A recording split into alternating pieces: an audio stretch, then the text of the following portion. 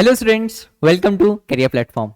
So today we are going to discuss the rectangular components of a vector in a plane. यानी अगर मेरे पास एक plane है उसमें मुझे एक वेक्टर दिया गया है और वो किसी एक्सिस के अलॉन्ग नहीं है। वो ऐसा नहीं है कि मेरे पास एक एक्सिस है, this is the X axis, this is the Y axis, कि वो इस एक्सिस के अलॉन्ग हो या फिर वो इस एक्सिस के अलॉन्ग हो। मेरे पास किसी एक पर्टिकुलर डायरेक्शन में ही है, कोई रैंडम वेक्टर दे दिया ऐसा। अब तुमसे पूछ रहा है कि भैया अब हमें बताओ कि इसको कैसे रिजॉल्व करेंगे, इसको कैसे सॉल्व करेंगे, what is the way to solve out, right? So we are going to discuss this. Okay, so let's take an axis, let's take this axis. Okay, हमने ले लिया ये x है, ये y है। Okay okay? हमने कोई रैंडम वेक्टर ले लो। Okay okay? हमने ले लिया एक वेक्टर a, ठीक है, this is okay a vector, ठीक है। ओके अब हम क्या करेंगे, अब हम इसे दोनों एक्सिस में डिवाइड कर लेंगे, डिस्ट्रीब्यूट कर लेंगे। अब एक्स एक्सिस का लॉन्ग थोड़ा सा स्ट्रेट कर लेते हैं इसे।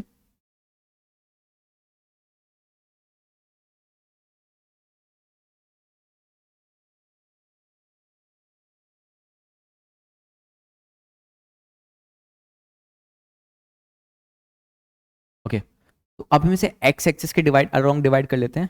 यहाँ पे ले लेते हैं हम ए पॉइंट और यहाँ पे ले लेते हैं हम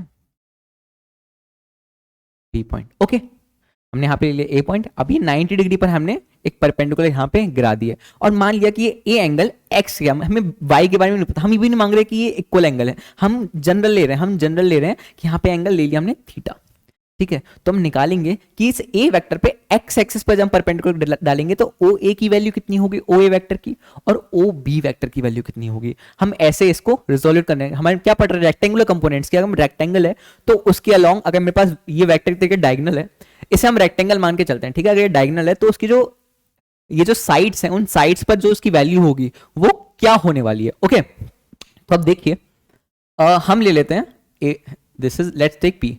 सो in triangle O A P, अगर हम ओ ए पी की बात लें तो यहां पे हम अप्लाई करते हैं गाइज कॉस थीटा। तो देखो यहाँ पे कॉस थीटा क्या हो जाएगा, तो कॉस थीटा क्या होता है, बेस अपॉन हाइपोटेन्यूज। तो बेस क्या है हमारे पास, ओ ए, ठीक है गाइज, और हाइपोटेन्यूज क्या है, ओ पी वेक्टर, है ना। तो कॉस थीटा क्या हो जाएगा गाइज हमारा, ओ पी क्या है हमारे पास, ए, है ना गाइज। और यहाँ पे क्या लेते हैं, मैग्नीट्यूड लेते हैं ना, और यहाँ पे ओ ए, सॉरी ओ ए को एज इट इज रहने देते हैं और ओपी की जगह क्या आ जाएगा, ए वेक्टर। यहाँ पे ओ ए मेरा क्या आ गया, ओ ए आ गया मेरे पास A vector cos theta. So the value of the A vector along O A will be A cos theta guys, ठीक है। हम जब कॉस लेते हैं तो हम सिर्फ मैग्नीट्यूड की बात करते हैं, तो यहाँ पे क्या आ जाएगा, सिर्फ ए, ठीक है।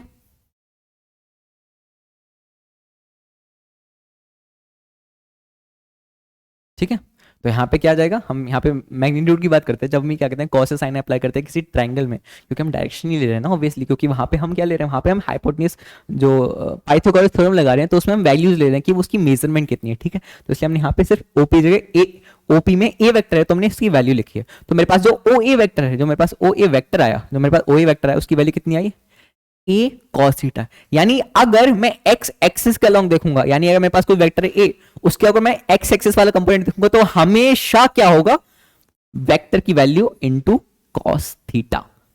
Is that clear students? And this is very very important, O A equals to A cos theta. Clear?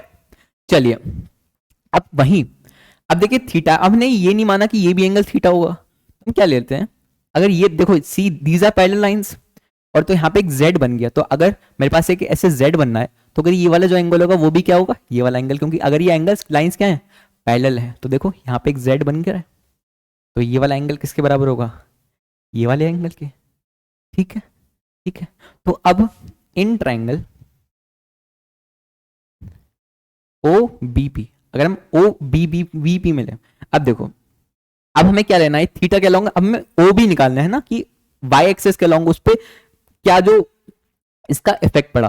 तो देखिए थीटा के सामने वाली साइड लेनी है तो परपेंडिकुलर लेना है ना इस थीटा के अलॉन्ग। देखो मेरे पास ट्रायंगल होता है, तो मेरे पास अगर अगर मेरे पास ये ट्रायंगल है तो उसके सामने वाला परपेंडिकुलर होता है, और जो परपेंडिकुलर नहीं है वो क्या हो जाएगा, बेस, और ये जो मेन क्या होता है वो हाइपोटेन्यूज होता है। तो थीटा के जो सामने वाला है वो परपेंडिकुलर हो गया, ये बेस हो गया और ये हाइपोटेन्यूज हो गया इसके, है ना, ट्रायंगल OBP की जब हम बात कर रहे हैं तो यहाँ पे हमने लिया साइन थीटा, ठीक है गाइस, क्या लिया, साइन थीटा। यहाँ पे साइन थीटा क्या हो गया, परपेंडिकुलर क्या है हमारे पास, OB है ना, और हाइपोटेनस क्या है हमारे पास, OP। तो अगर हम निकाल लें इसे तो मेरे पास साइन थीटा क्या आ गया, OB को हमने क्या रहने दिया, OB ही रहने दिया, और OP को क्या ले लिया हमने, ए वेक्टर नहीं, क्योंकि हम इसका मैग्नीट्यूड निकाल रहे हैं। तो यहां से मेरा OB क्या आ गया मेरे पास, OB आ गया मेरे पास A साइन थीटा। तो मेरे पास OB वेक्टर कितना आ गया, साइन थीटा। तो यहां से हमने एक बहुत इंपॉर्टेंट चीज सीखी, हमने क्या सीखा, हमने सीखा कि जब भी हमारे पास कोई वेक्टर होगा तो इसका जो एक्स एक्सिस वाला टर्म होगा हॉरिजॉन्टल कंपोनेंट होगा, इसे हम क्या बोलेंगे, हॉरिजॉन्टल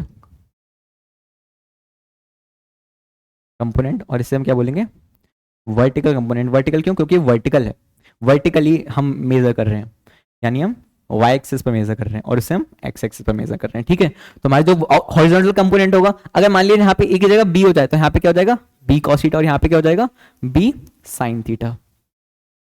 एक बार इसे बिल्कुल इरेज कर देते हैं और एक बार नई तरीके से सीखते हैं। अगर मेरे पास कोई एक्सिस है और यहाँ पे मुझे दे दिया कोई p वेक्टर, और ये x एक्सिस है, मुझे y एक्सिस है, और तुमसे पूछ रहा है कि भैया यहाँ पे ये p है ना, और ये q है, और ये O है, तो मुझसे पूछा है OP बताओ, OP बताओ, और OQ बताओ कि इन दोनों की वैल्यूज क्या होंगी। अगर मेरे पास ये बीच वाला वेक्टर क्या लोगे, P ले लो ना, P ले लेते हैं, P वेक्टर।